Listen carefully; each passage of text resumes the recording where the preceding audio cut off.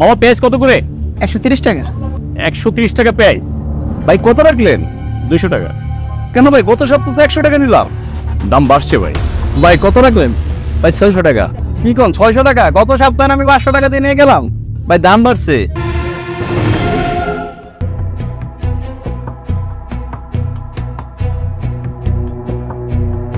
আলম ভাই।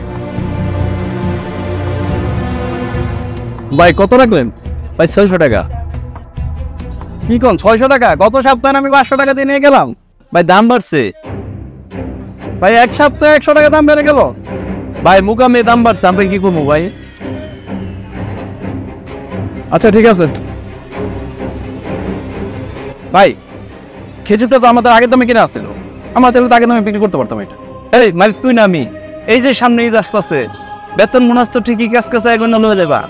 আমি কইতে এনে দেবো, বাইতে এনে দেবো। যা কাম কর।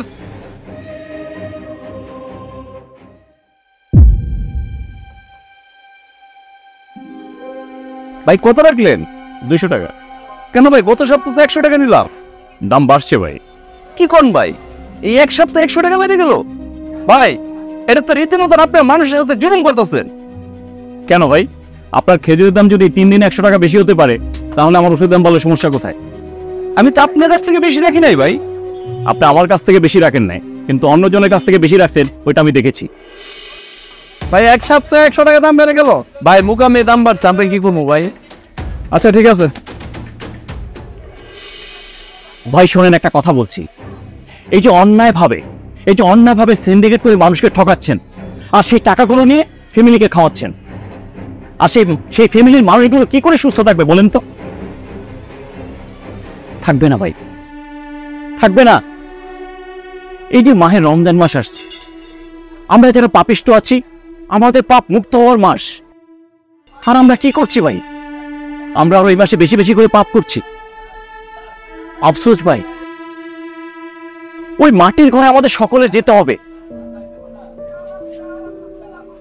আপনার ওই পাপ নামের হিসাব দিতে আপনার আত্মীয় স্বজন ফ্যামিলির কেউ আসবে না ভাই। আপনার হিসাব আপনাকেই দিতে হবে। তাই বলছি, এই দুনিয়াতে একটু হিসাব করে চলেন, একটু বিচার করে চলেন। দেখেন ভাই, আপনি একজন ব্যবসায়ী, আমি একজন ব্যবসায়ী। আমরা যদি হালাল ব্যবসা করি, আমাদের সমাজের মানুষগুলো ভালো থাকবে, আমরা আমাদের ফ্যামিলি ভালো থাকতে পারবো। আমার প্রিয় রাসূল ব্যবসাটাকে হালাল করেছেন, তাহলে আমরা কেন বেহালাল ব্যবসা করছি ভাই? যাই হোক ভাই, আপনাকে অনেক কথা বলে ফেলেছি, মাফ করবেন আপনি আমাকে। আর আপনার ওষুধের দাম বাড়ে নাই, আমি আপনার সাথে বোঝানোর জন্য এটা করেছি। বুঝতে পারছি ভাই, ভুলটা আমাদেরই। আশা করি আর কখনো এরকমটা হবে না। প্রত্যেকটা অপরাধের হিসাব দিতে হবে, তাই মৃত্যুকে ভয় করি।